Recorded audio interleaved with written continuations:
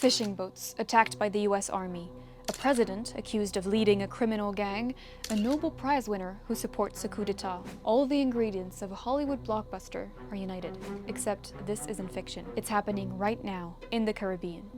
Will the United States overthrow the president of Venezuela? Let's break it down together. De la banda presidencial.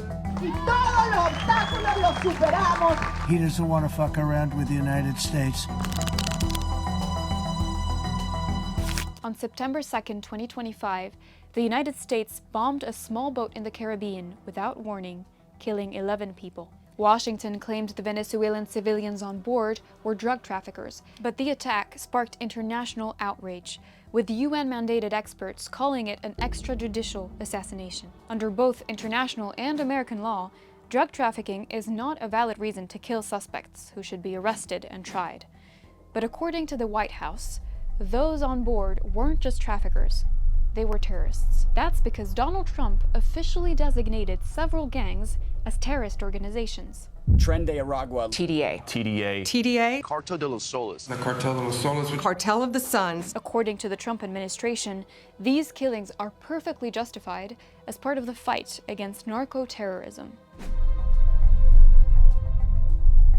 Donald Trump wants to show that he is going all out against drug trafficking. The US has claimed responsibility for a total of 10 strikes similar to this one in the Caribbean, where over 10,000 US troops, 10 warships, 10 F-35 fighter jets, and 1 nuclear submarine are now stationed. Trump says he has identified the leader of the Cartel de los Soles, none other than the Venezuelan president Nicolás Maduro. Maduro came to power in 2013 through elections, but has increasingly ruled by force, cracking down on protests, silencing opponents, and running what's often described as an authoritarian regime. In 2024, he declared victory again in an election widely condemned as fraudulent. To stay in power, he relies on the loyalty of the army and top officials, whom critics say are kept happy through corruption and illegal trade, including drug trafficking. But some say the claim that the US is really fighting drug trafficking in Venezuela doesn't quite hold up. First, the existence of the so-called Cartel de los Soles itself is heavily disputed. Second, 74% of cocaine entering the US comes via the Pacific, not the Caribbean, mostly from Colombia and Ecuador. And drug networks are extremely adaptable. According to the Insight Crime think tank, traffickers who do use Venezuela as a route have already started shifting operations to neighboring countries like Guyana, Suriname, and northern Brazil. So if fighting narcotics truly was the goal, it seems the US would have far more effective ways to do it. Which raises a question: what's really behind all this? In reality, as you will see, for months now, some of Donald Trump's closest allies have been quietly preparing Maduro's downfall. US attempts to influence Venezuelan politics go way back. Already in 2002, Washington was accused of backing a coup against Maduro's predecessor, Hugo Chavez. Declassified documents later confirmed that the Pentagon had supported groups involved in that coup, and the US was the first country to recognize the coup leader as president. Chavez regained power after just 47 hours. Since then, tensions have never fully gone away, but direct intervention had stayed off the table, at least publicly. But when Donald Trump came to power in 2017, hostilities began again. During his first term, he imposed severe economic sanctions, cutting Venezuela off from international markets and targeting its oil industry, which Maduro's regime greatly relies on. The consequences for the Venezuelan population were significant: hyperinflation, food shortages, and an embargo on basic goods. By 2019, 94% of Venezuelans were living in poverty, and a quarter needed humanitarian aid. The White House hoped these sanctions on an already precarious economy would force Maduro out. They didn't. So when Trump came in for a second term, his team doubled down. Donald Trump publicly admitted that he had authorized CIA covert operations inside Venezuela. Why did you authorize the CIA to go into Venezuela? For two reasons, really. Number one, they have emptied their prisons into the United States of America. And the other thing are drugs. We have a lot of drugs coming in from Venezuela. Does the CIA have authority to take out Maduro? Oh, I don't want to answer a question like that. That's a ridiculous question for me to be given. Not really a ridiculous question, but wouldn't it be a ridiculous question for me to answer? ¿Hasta cuándo golpes de Estado es la CIA?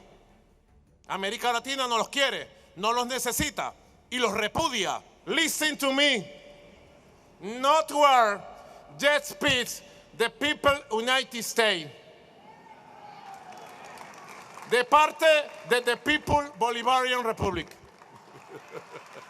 On September 29, 2025, the New York Times revealed that several top Trump advisors were preparing a military escalation to topple Maduro, led by the US Secretary of State Marco Rubio. He recently met with members of the Venezuelan opposition to plan for a post-Maduro government, and one of them stands out. Maria Corina Machado is a heavyweight in Venezuelan politics and one of the leading voices against Maduro during the 2025 election. Barred from running herself, she supported Edmundo Urrutia Gonzalez, whose victory has been recognized by several countries, including the United States. Her efforts led her to obtain the 2025 Nobel Peace Prize.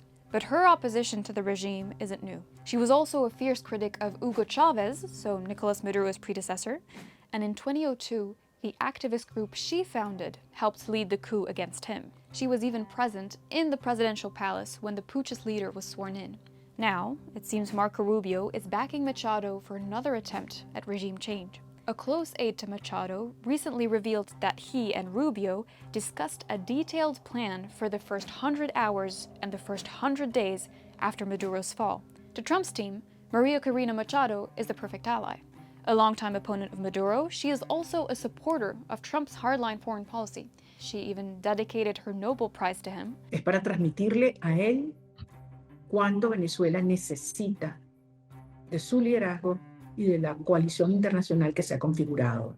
More generally, she is also an outspoken defender of far-right movements around the world, from Bolsonaro in Brazil to Milei in Argentina, Vox in Spain, and even the Patriots group in the European Union, which includes Jordan Bardella and Viktor Orban. She could be the face Washington needs in its project to replace the Venezuelan regime. First, Washington has strong economic interests in the matter. Venezuela holds the largest oil reserves in the world, but it is far from the biggest producer. By installing a more US-friendly government, Trump may hope to secure access to Venezuela's oil for American companies, especially Chevron, one of his biggest campaign donors. But oil alone doesn't explain everything. On October 6, Trump abruptly ended negotiations that had been going on for months with Maduro. And yet, the proposed deal would have been highly favorable to the US, allowing American companies direct access to Venezuela's oil and gas sectors and redirecting exports away from Russia, China, and Iran towards the United States. So clearly, there is more to it, and that more may be political. Trump likely wants to maintain the support of Venezuelan American voters, a key base that backed him in the last election, and expects him to end Maduro's regime, and with it, the oppression he implemented. Analysts say it is very unlikely that the US will invade Venezuela in a full-scale operation, simply because it is not military feasible. The country is too large and too populated for the US Army to have the ability to do that. But the escalation is likely to continue. In the short term, both leaders may actually benefit. Trump appears strong and assertive internationally, while Maduro uses the threat to stoke nationalism, rallying the country around him and deflecting his own legitimacy crisis.